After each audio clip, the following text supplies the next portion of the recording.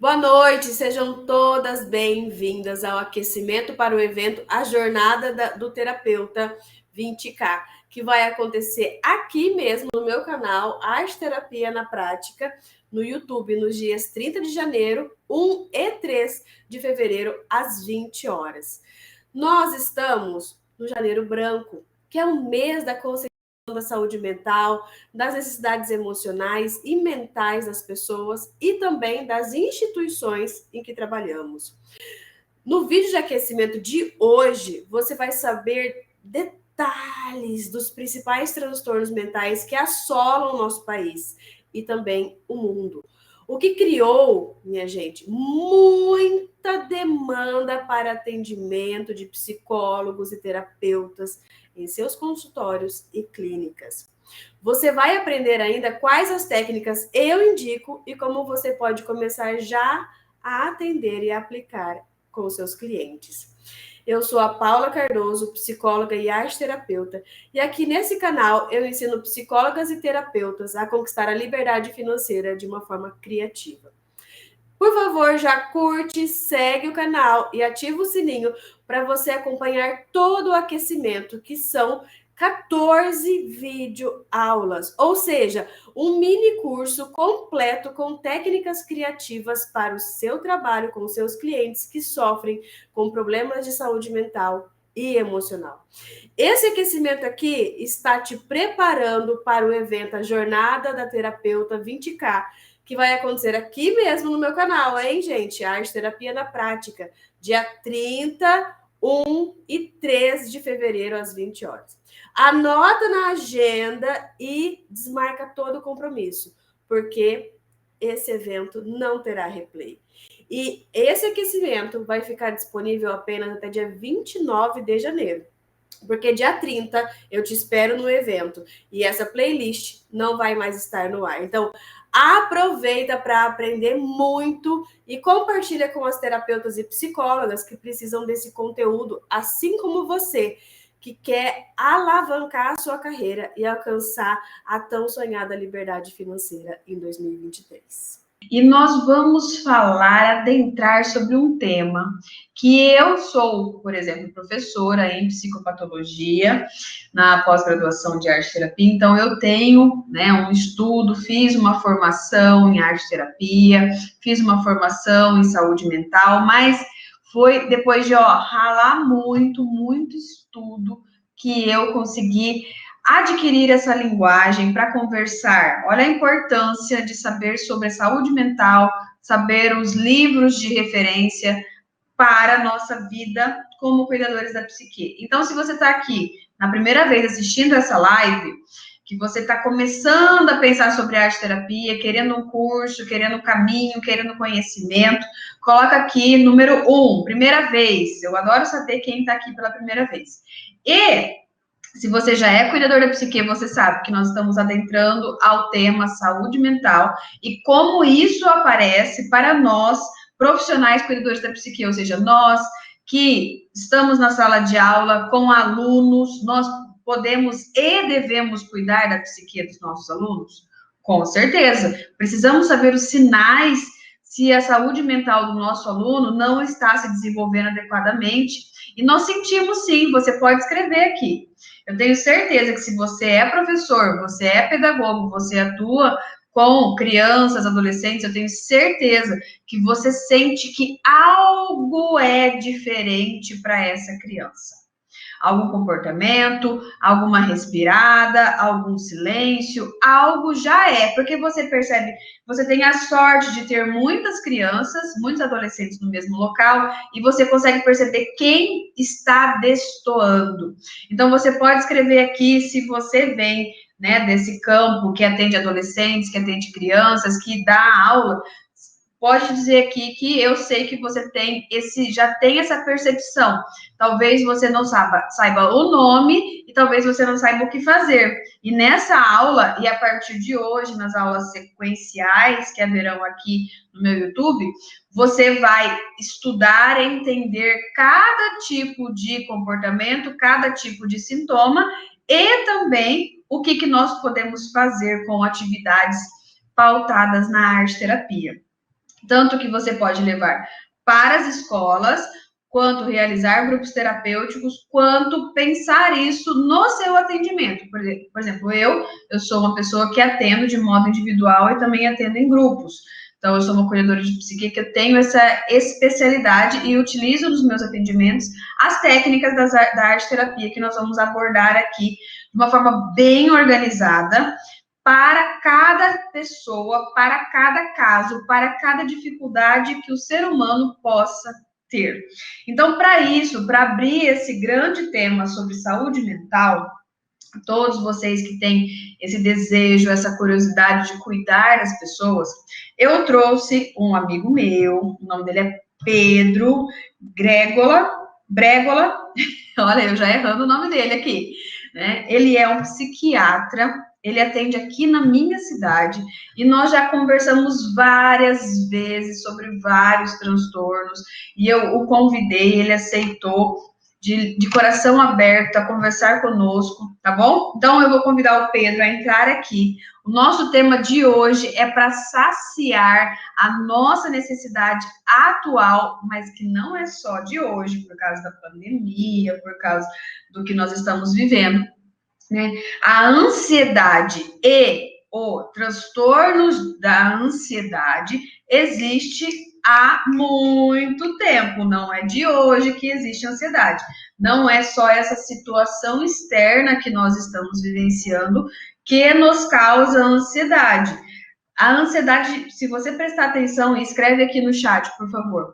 Se você já teve algum período da sua vida com ansiedade. Pode ter sido na infância, pode ter sido na adolescência, pode ser agora na fase adulta ou na terceira idade.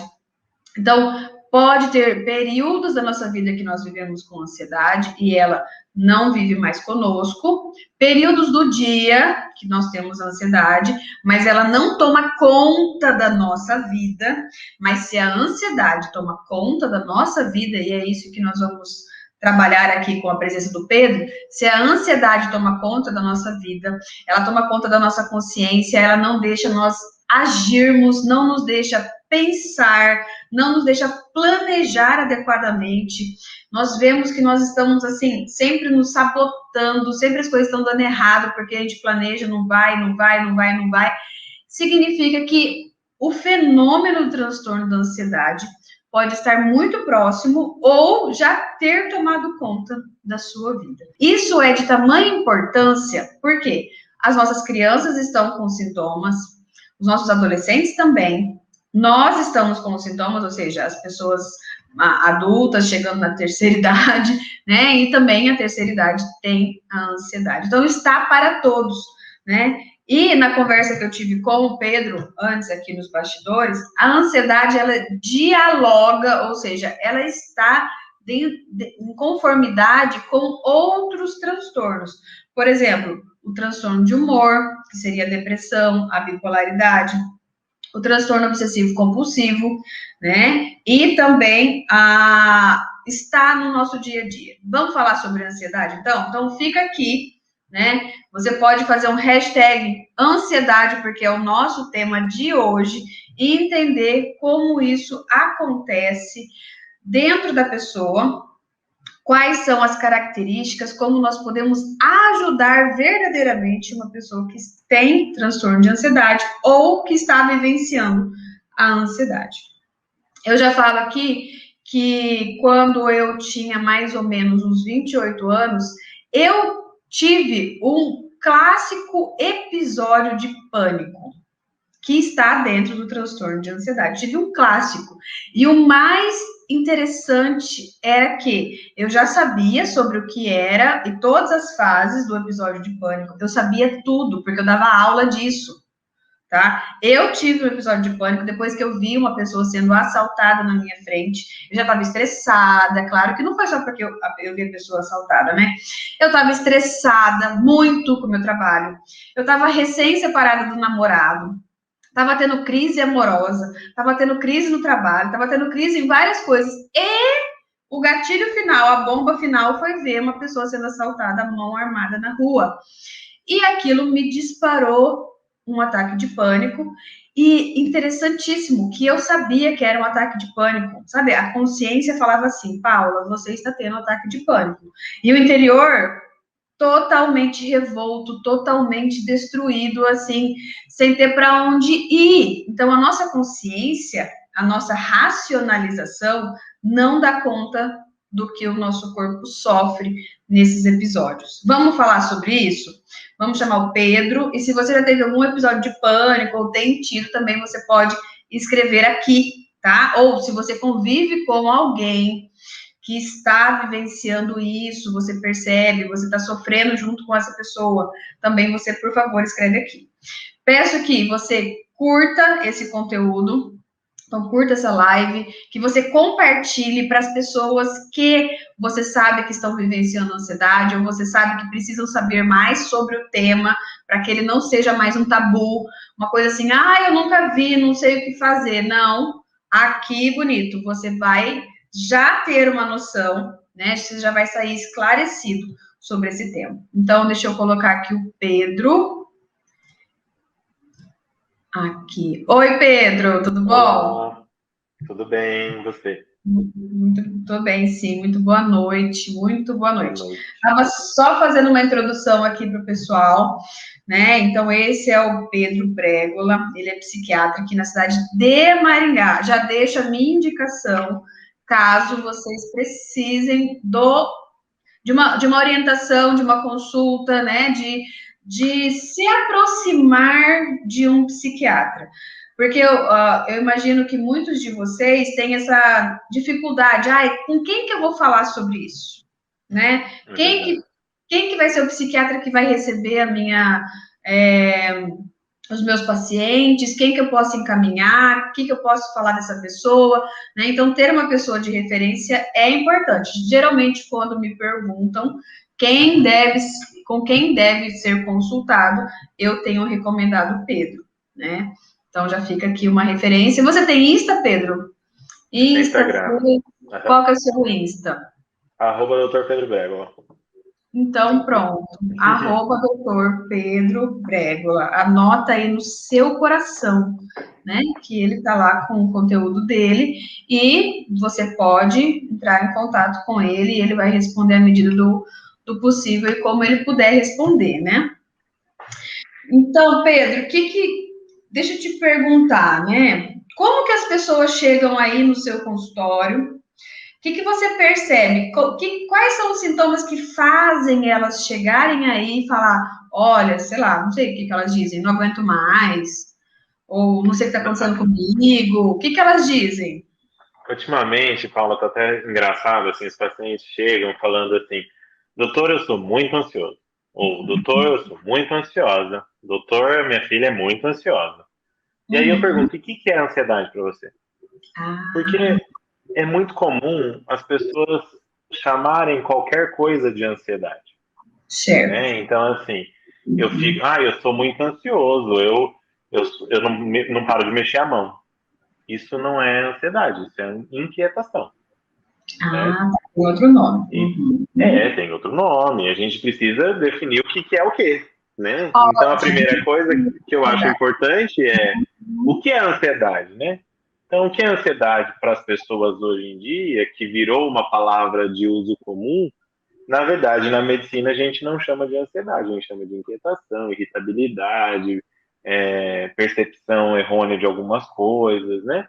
Mas o que é realmente ansiedade para a gente, enquanto médico, enquanto diagnóstico, é pensamentos preocupados com o futuro, pensamentos excessivos de preocupação do futuro. Isso é ansiedade. E isso é expresso com outras coisas, né? Então, a expressão disso é associado a outros sintomas, né? E aí a gente entra lá na classificação para a gente definir uma pessoa com transtorno de ansiedade, a gente tem que colocar outros critérios juntos, além dessa preocupação excessiva. Mas sem essa preocupação excessiva com o futuro, eu não posso chamar a pessoa de ansiosa. Então é uma característica. Sabe que aqui no processo de ser um cuidador da psique, eu explico para as pessoas assim, né? Quando a pessoa pensa demais no futuro, ela tem sintomas de ansiedade.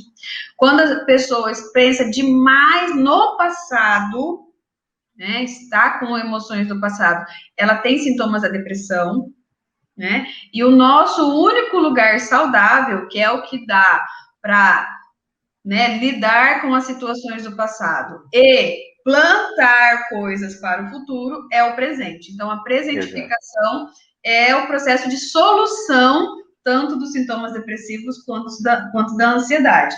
Então, a gente combina no pensamento aqui, né? A pessoa que se preocupa excessivamente com o futuro está no campo da ansiedade.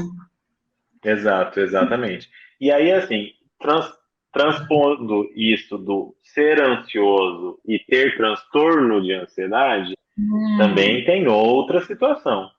Para eu diagnosticar uma pessoa com transtorno de ansiedade, primeiro, o que é transtorno? É aquilo que transtorna a gente, né?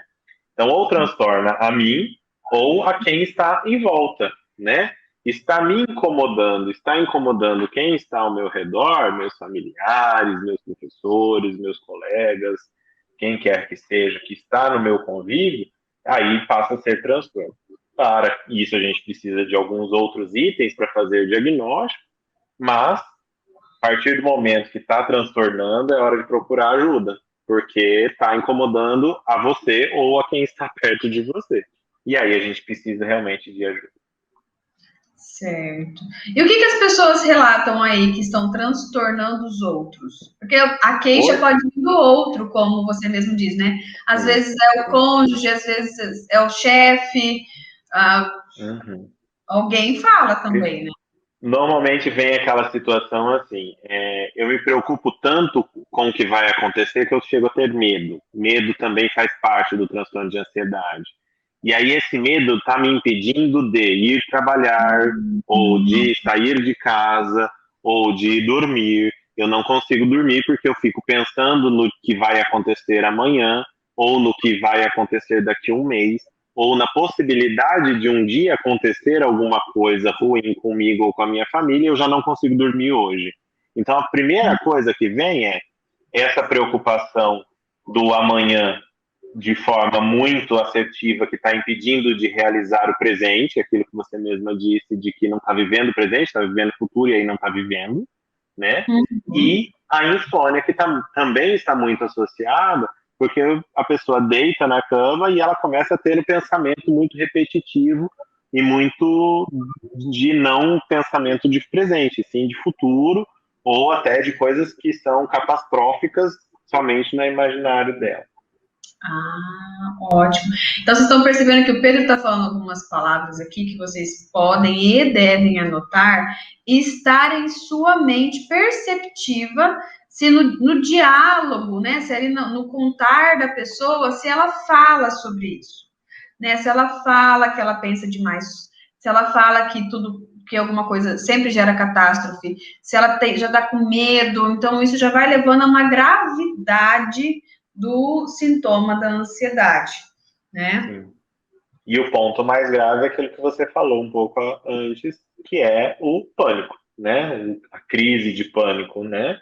Que é o auge do transtorno de ansiedade, vamos dizer assim, de maneira mais amena, mas faz parte do transtorno de ansiedade, é um item do transtorno de ansiedade segundo o CID, que é você expressar fisicamente toda essa angústia. Então, taquicardia, sudorese, algumas pessoas têm catatonia, que significa que a pessoa não consegue se mover, a cabeça quer se mover, a pessoa não consegue se mover, e aí, exatamente, o corpo não move, às vezes algumas pessoas até caem, né? Às vezes a pessoa tem convulsão, sabe? Aquela crise convulsiva, e aí dá a sensação, a percepção de fora é que ela está tendo uma crise convulsiva, e na verdade ela está tendo uma crise conversiva, que a gente chama, que seria o ataque de pânico também. No meu caso, eu tive um ataque de pânico só, porque daí eu já corri pro médico, falei, não vou deixar isso ficar, porque Se a gente não cuida, pode ter mais de se tornar, sim, um transtorno do pânico Fica mais recorrente. não é? Fica bem mais recorrente, bem mais. E eu fiquei com medo que isso acontecesse na minha vida. Fui no psiquiatra e ela escutou a minha história e ela falou que eu estava com um transtorno de ansiedade generalizado. Foi isso que ela me diagnosticou, fiz acompanhamento, fiz terapia, muita terapia. Troquei de emprego, troquei de cidade, troquei de tudo, tá? Tudo foi necessário para conseguir me ajudar a processar o que estava acontecendo na minha vida. Né? Então, acho que também isso é relevante, as pessoas entenderem que, além de ir ao psiquiatra, além de ir à terapia, nós precisamos tomar decisões mais saudáveis no dia a dia. Se cuidar, né? E aí eu falo assim, você tem que fazer uma associação de muitas coisas para que tudo dê certo.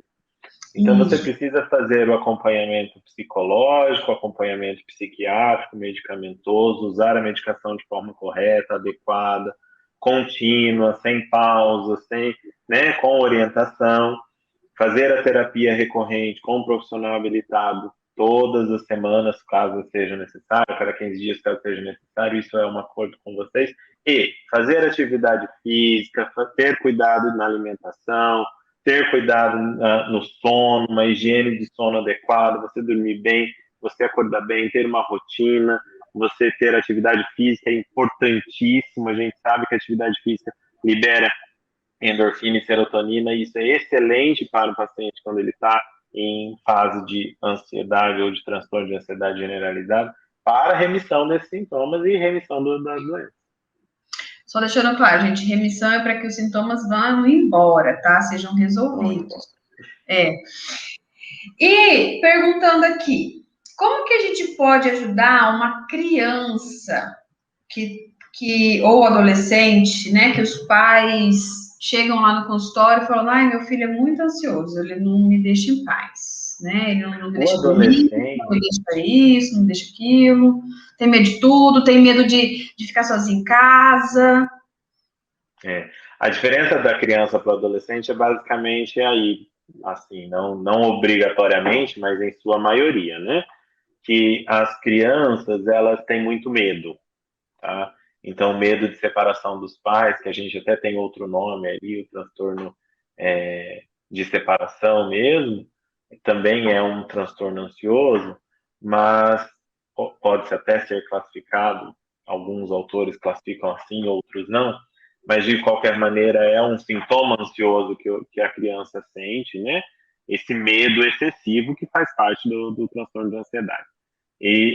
Mas o adolescente, ele já passa mais parecido com o adulto da questão da preocupação. Então, é um medo, a preocupação associada ao medo. Então, o adolescente, ele começa a ter uma preocupação com aparência excessiva, uma preocupação com o que o outro vai pensar de você, e aí essa preocupação acaba se tornando um ciclo vicioso de preocupação, e sempre com o que o outro vai pensar, com o que o outro vai discernir ou ver sobre você, e principalmente com o que vai acontecer daqui 10, 15, 20 anos. Já se preocupa lá. O adolescente vai lá na frente. Vou casar, ter filhos com 30 anos, eu quero estar casado com 5 filhos. Muito bem, estável financeiramente. E aí tá lá com 12 anos pensando nisso. Já ansioso com isso, né? Nossa, realmente. Então, assim aparece para as crianças muito medo, principalmente medo de separação. E a outra coisa que aparece na criança é irritabilidade. A criança fica muito irritada. Tudo agressiva, às vezes. Como você... Super sensível. Super sensível. O adulto, quando ele tem medo, ele tem uma reação um pouco mais racional, né? A criança é mais instintiva. Então, assim, o instinto de quando você ter medo é atacar. E aí ela fica mais irritada, briguenta. Certo, certo, certo. E perguntando assim sobre outros transtornos, né, Pedro? Por exemplo, aqui nós vamos falar também, né, nas próximas aulas eu vou falar um pouco mais sobre transtorno de ansiedade, mais especificamente, né? E o trabalho feito com o processo do cuidador da psique. E também vou falar sobre transtorno de humor, também vou falar sobre toque, também vou falar sobre psicose, também vou falar sobre transtorno opositor. Mas eu queria te perguntar primeiro sobre transtorno de humor. Como é possível, como a gente estava falando, né? Quem está deprimido está lá pensando no passado. Como é possível ele também ter sintomas de ansiedade? Porque o que eu vejo no meu consultório é que os dois são amigos, o transtorno de humor depressivo e o transtorno de ansiedade. Parece que existem momentos para cada um e às vezes os dois estão juntos ainda, sabe? O Cadastro Internacional de Doenças, ele tem um item que chama transtorno depressivo com sintomas ansiosos.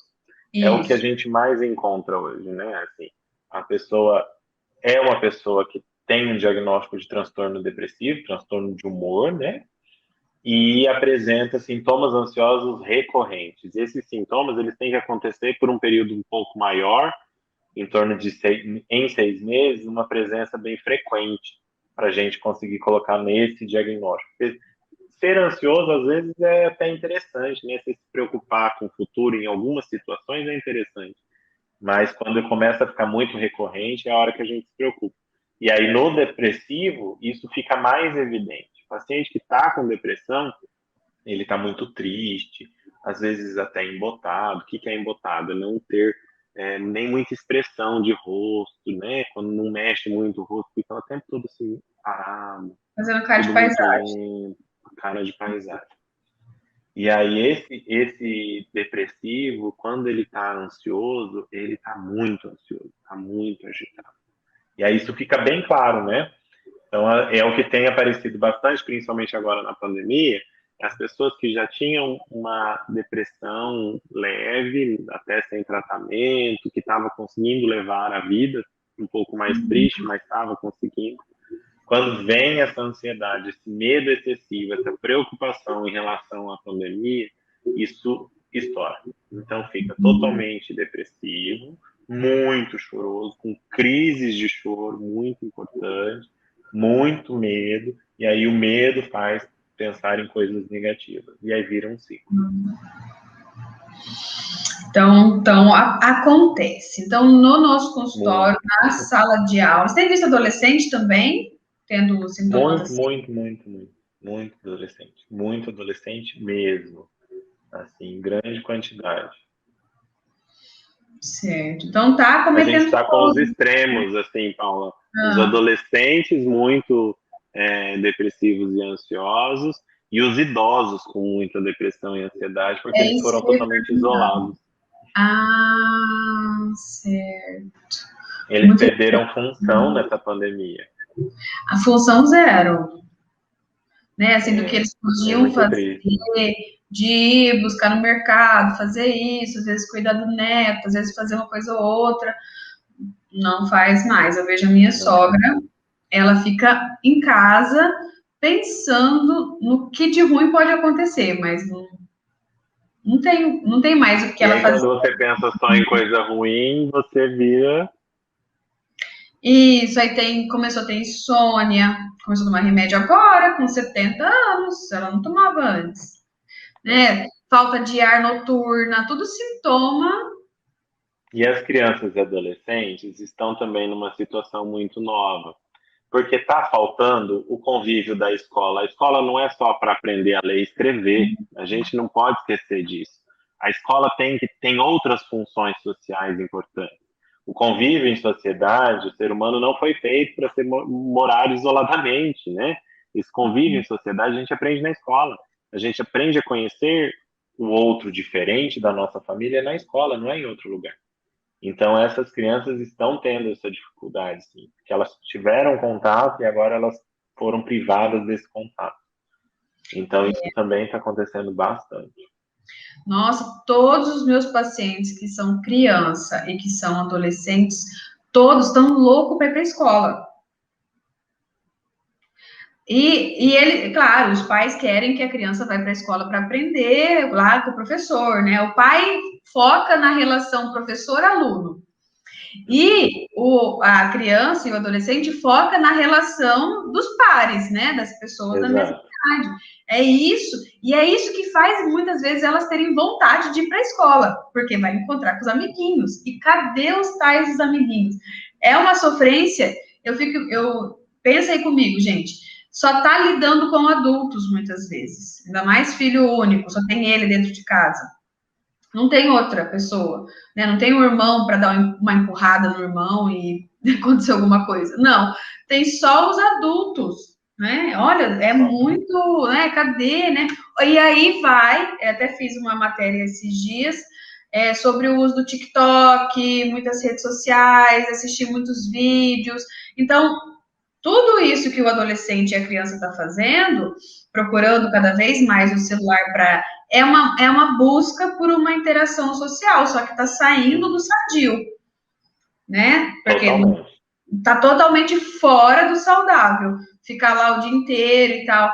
E eu até vi algumas reportagens que falam assim, a criança em si, ela não percebe que ela ficou o dia inteiro ali. Né? Nós percebemos que ela ficou o dia inteiro ali. E ela precisa de nós, da nossa contenção, da nossa orientação e da nossa interação, porque senão ela vai voltar ao recurso da tecnologia mesmo. Porque, eu acho importante, como você falou, o ser humano é um ser humano relacional. Ele vai buscar um meio de se relacionar. Vai. Eu acho importante ter rotina, sabe? Porque quando vai para a escola, tem a rotina de acordar, pôr uniforme, ir para a escola, volta da escola, almoça, né? Trocas de roupa, vai fazer tarefa. Quando está em casa, isso se perdeu totalmente. Totalmente. Não se troca mais de roupa, fica de pijama o dia inteiro, não senta para fazer as aulas, porque elas são gravadas, então, eu posso fazer mais tarde, aí isso acabou. Aí fica no TikTok, no Instagram ou no YouTube, fica horas, e os pais não colocam limite. E essa é a função deles nesse momento agora. Agora é necessário ter tudo isso muito bem organizado. Agora falando sobre isso, olha, que eu não tinha prestado atenção. Quando existe uma catástrofe numa cidade ou numa região, por exemplo, igual aconteceu lá em Mariana, né, que teve a catástrofe. Quando tem catástrofe, qual é a primeira coisa que a saúde mental preconiza? Primeira coisa é fazer essa pessoa voltar a ter uma rotina. Porque ter uma rotina de dormir, de acordar, de limpar, disso, daquilo outro, organiza ela interiormente depois de uma catástrofe. Tanto o adulto tem dificuldade de fazer isso com ele mesmo, quanto as crianças e adolescentes que nem criaram isso dentro delas ainda. É colocado do lado de fora, né? Nós colocamos uma rotina e quando adulta, ela aprende a ter uma rotina porque já internalizou. Assim esperamos, né? Que seja internalizado. Né? Que esteja internalizado nela essa rotina, essa organização. Então, independente do que acontecer, ela vai manter essa rotina e essa organização. Mas sim, é uma grande necessidade. Que também surge, por exemplo, quando você perde o emprego. Quando você perde o emprego, o emprego te dá uma rotina. Quando você perde ele, cadê a rotina? O que eu vou fazer com aquela obrigação. O que eu vou fazer com o meu dia inteiro, com a minha semana inteira, com o meu mês inteiro? Eu imagino que vocês que estão aqui, muitas pessoas relataram para mim há algum tempo que estão sem emprego, que estão em mudança de carreira e tal. Gente, esse negócio de se estabelecer uma rotina é essencial. Inclusive, eu que sou autônoma, né? Eu não tenho um chefe que me dê uma rotina. Só que eu criei uma rotina para mim e eu sigo a rotina que eu coloquei. Eu coloco horário para dormir, eu tenho horário para acordar, eu tenho horário para atender os pacientes, eu tenho horário para estudar, eu tenho horário para fazer live, tive que me organizar para fazer todas essas lives. Então, eu tenho horário para tudo. Não que eu seja obsessiva em manter rotina e horário, porque esse aqui é o próximo tema que eu já vou perguntar também. Né? Não que seja uma questão obsessiva, preciso cumprir, senão meu dia não aconteceu. Mas eu sei, o meu cérebro sabe o que vai acontecer. Né? Então, isso me deixa mais confortável e isso também garante uma saúde mental. Né? Saber o que vai acontecer minimamente, né, na nossa vida. Mas, por exemplo, já perguntando aqui, já falando sobre rotina, né, e de estabelecer isso. Como saber se, por exemplo, isso que eu faço não chega a ser um nível obsessivo, compulsivo? Então, assim, a obsessão e compulsão, a gente precisa diferenciar também do que é o normal, né, para o patológico, né, para a doença. Então, assim, o ser organizado não é toque, né, que as pessoas gostam de falar o toque, né? A gente usa muita sigla na medicina e algumas dessas siglas se difundiram por aí. Então, o transtorno obsessivo compulsivo, ele precisa de alguns critérios também, assim como o transtorno de ansiedade generalizado. Então, além de ser muito organizado, a pessoa com toque, ela tem que ter uma crença sobre aquilo. Então, é do tipo, eu preciso trancar a porta 3 vezes para ter certeza de que ela está trancada e para evitar que aconteça algo de ruim na minha casa. Eu preciso andar somente nas linhas brancas, porque senão eu vou tropeçar e cair e me machucar. Isso se torna uma crença. Às vezes essa crença chega até a ser bem catastrófica, do tipo, minha mãe vai morrer, minha casa vai pegar fogo, coisas bem... uma crença muito grande de que, e se acontecer, foi porque eu não fiz essa coisa nesse ritual. Então é um ritual. Então, não é só ser organizado e ter um planejamento semanal, mensal, anual. É ter essa obrigatoriedade de executar aquele ritual todos os dias, porque senão vai acontecer alguma coisa. Essa frase do porquê senão vai acontecer tal coisa, eu acho que é o que a pessoa acaba... É o ponto-chave, né? Anota isso. Senão... eu tenho que fazer tal coisa, senão vai acontecer tal outra coisa. Então, para me prevenir do problema, do sofrimento, eu já faço um comportamento, mas não garante que o sofrimento vai acabar, né? Vai continuar. Exatamente. Na verdade, o sofrimento não acaba. O sofrimento, ele fica ali, remoendo. Neutraliza. Inclusive, tem um filme, se eu não me engano, está na Netflix, chama Tok Tok. Ele é muito divertido. Ele fala sobre muitos transtornos ao mesmo tempo. Muitas especificidades do transtorno obsessivo. Do transtorno, isso. A que lava a mão, muitas vezes, a que tem que repetir a palavra, a que tem que ter tudo perfeito, simetricamente organizado. Fala sobre várias perspectivas do transtorno obsessivo. E lá mostra, no filme mostra realmente essa questão do se não fizer isso, vai acontecer algo comigo, ou com o meu familiar, ou em algum lugar. E o que a gente tem visto ultimamente é como tem muito se fala sobre toque, muitos pacientes chegam, na verdade, eles são muito ansiosos, muito preocupados com o futuro, e aí chega, eu tô com toque. Mas por que você tá com toque? Porque eu lavo a mão muito. Tá. E se você não... que eu pegue o coronavírus, por exemplo. É tão grave, né? Em certas situações, se eu não lavar a mão, eu posso pegar coronavírus. Em certas situações. Se eu não me cuidar neste momento, existe a possibilidade de contagiar aquela paciente que lava a mão até sair sangue de tanto que esfrega a mão. Isso. E melhorar o humor, né? Tirar da depressão aquele paciente que é mais depressivo. Então, a gente pega mais pelos sintomas e vai classificando dentro dos efeitos que os medicamentos dão, quais são os mais adequados. Às vezes, a gente não acerta, sabe, Paulo? E aí é uma frustração, tanto para o paciente quanto para a gente. Porque eu falo assim para os meus pacientes, infelizmente, eu não tenho como fazer um exame de sangue e falar assim, olha, falta tanto de serotonina para você, então eu vou te prescrever tantas miligramas de serotonina e pronto, está resolvido o seu problema. Você entendeu? Então, assim, eu não tenho essa opção. Então, a gente vai fazendo em tentativas e erros. Os pacientes reclamam que eu peço o retorno com 20 dias, com 30 dias, porque a hora que começa a fazer efeito a medicação, eu preciso ver se está fazendo efeito que eu queria. E aí, por isso que a gente precisa desse acompanhamento bem rigoroso no início do tratamento. Depois que a gente identifica tudo certinho, faz a medicação, ela está correta, a pessoa está bem, está na dose certa, a gente consegue fazer um espaçamento no atendimento da psiquiatria, mas não da psicologia. 6 meses tomando assim, porque agora nós vamos ver se vai diminuir, se vai aumentar, o que você sentir, nós vamos mudar e adaptar. E às vezes tem que mudar de tipo de laboratório, tem que mudar o tipo do remédio, até encontrar o que realmente vai trazer o bem-estar. Então, isso demora, isso pode ser muito frustrante para o paciente, para nós que estamos acompanhando, para a família.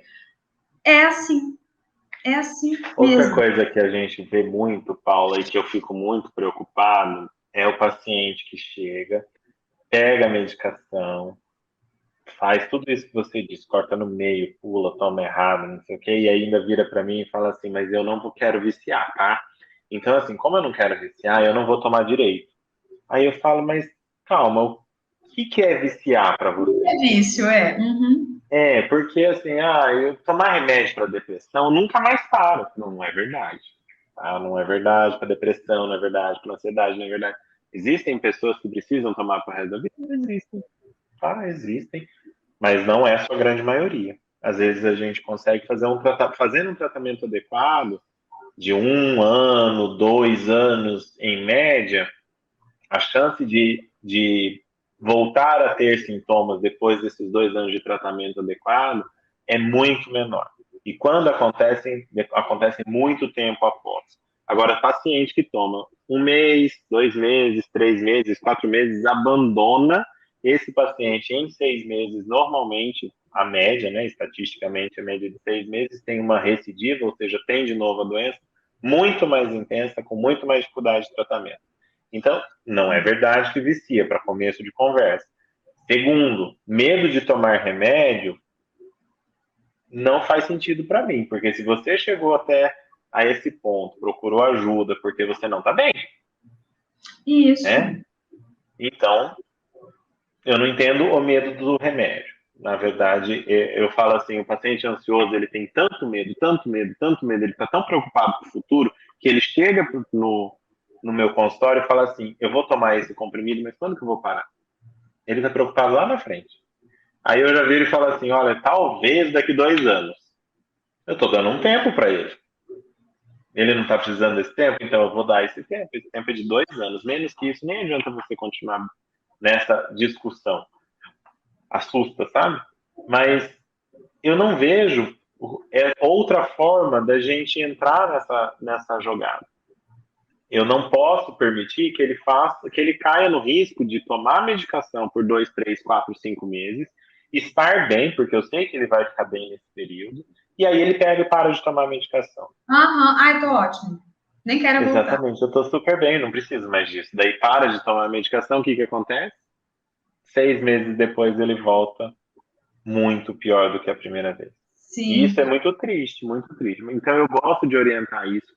Perca o medo do vício. Vício não é de remédio. E se fica tranquilo. Existem medicações que causam vício? Existem. Que causam dependência, né? Vamos dizer assim, que não é vício, mas é uma dependência. Existe. Eu sei tirar. Porque é para isso que a gente estuda. Então, se eu estou colocando e você chegar a criar dependência, existem mecanismos para a gente retirar você dessa dependência do medicamento. É muito mais simples do que sair da dependência das outras drogas, que não são controladas, dosadas e organizadas e tão bem estudadas. Então, fiquem tranquilos quanto à medicação. A medicação é para ajudar. E na hora que ela não estiver mais ajudando, pode ter certeza que o seu médico vai falar para você, vamos parar. Agora é hora de diminuir dose, agora é hora de retirar esse, retirar aquele, e aí a gente retira todos os medicamentos. Mas isso vai ser um trabalho em conjunto, não pode ser só do paciente que simplesmente não quer mais tomar remédio. A gente toma remédio para tanta coisa. Hoje, até na pandemia, agora tá uma tomação de vitamina. Não tem medo de tomar vitamina, mas tem medo de tomar remédio que vai te ajudar. Eu não entendo. Eu falo assim, mas a vitamina que tá te ajudando em quê? Que eu não tô entendendo. Acho que vai me fazer bem. Então, assim, esse aqui vai te fazer bem mesmo, viu? Acredita, pode tomar que vai. Eu escutando você falando e o pessoal escutando, fica mais claro que muitas coisas que acontecem também para nós que somos da área terapêutica, acontece aí com vocês, a pessoa desistir do tratamento, achar que em um mês vai resolver, vai levar o filho lá, em um mês o negócio vai estar resolvido, né? Já começa a querer mudar de profissional, começa a querer, não precisa ir toda semana não, só vou uma vez por mês, tá bom? Quer manipular o processo de desenvolvimento, né, no tratamento. Então, acontece com o Pedro, acontece conosco também, né? E deixa eu te perguntar, já que nosso tempo já está acabando, já pessoas assim, esses daqui são os que eu até vou dizer, vou fazer uma live específica sobre psicose, sobre transtorno opositor, né, sobre alguns outros transtornos.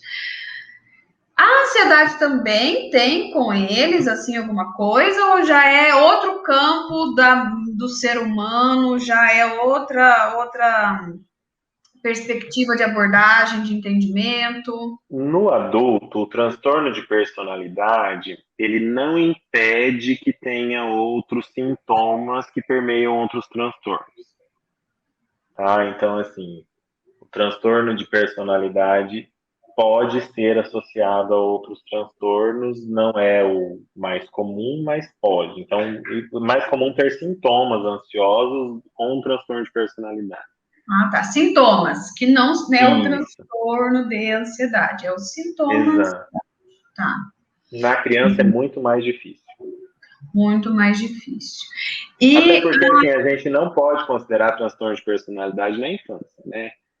Sim. Na infância tem o transtorno opositor desafiador, tem outros transtornos que a gente classifica na infância, que a gente não classifica no adulto, mas eles englobam, inclusive, os sintomas da ansiedade, da irritabilidade, da agressividade, que são mais comuns na infância, eles até são critérios para o transtorno opositor desafiador, por exemplo.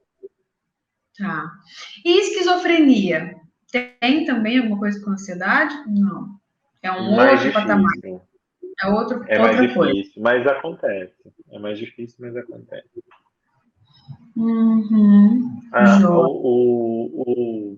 A esquizofrenia, ela tem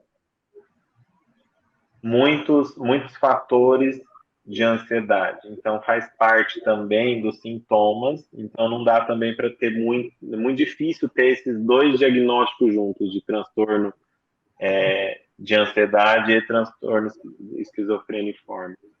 O que a gente pode ter é pacientes com transtorno de humor bipolar com sintomas esquizofrênicos, transtornos depressivos com sintomas esquizofrênicos. Então, é como se fosse um dos sintomas também, e não como outro diagnóstico. Sim, entendi. Então, eu agradeço muito, Pedro. Tudo que você falou, acho que já deu uma orientada geral aqui para nós que estamos nesse campo do cuidado do ser humano, tanto quem é professor, tanto quem está realmente no campo terapêutico, né? Agradeço demais, pessoal. Vocês podem ir deixando os seus obrigados, as suas perguntas finais. Já siga, sai daqui, né? Já curtindo essa live, já compartilhando aí com quem você percebeu que essa live será essencial para clarear a mente das pessoas, né? E siga lá o Pedro, @Dr. Pedro Bregola. Bregola. Tá Bregola. Bregola,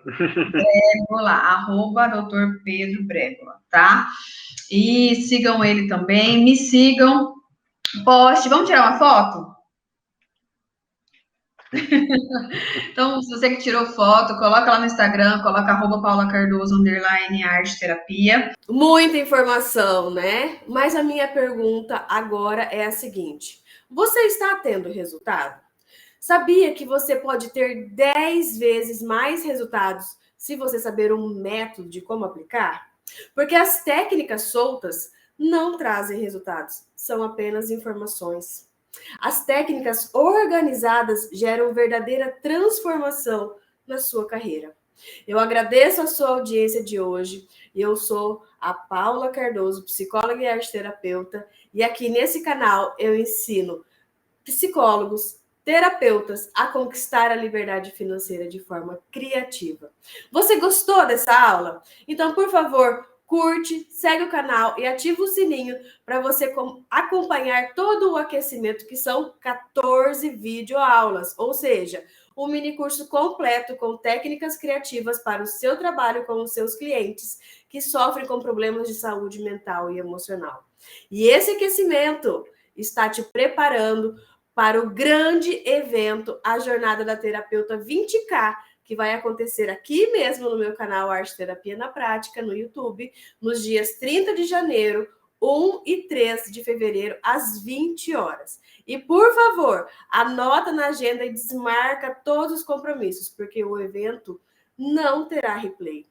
E vai ficar disponível essa playlist apenas até dia 29 de janeiro, porque dia 30 nós já temos o evento começando.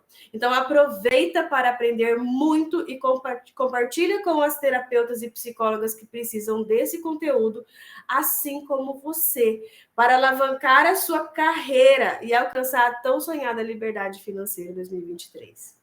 Eu te vejo amanhã com mais um conteúdo para você bombar em 2023 em seus atendimentos e também em sua carreira. Eu te vejo na quinta-feira com mais conteúdo para você bombar em 2023 em seu atendimento e sua carreira.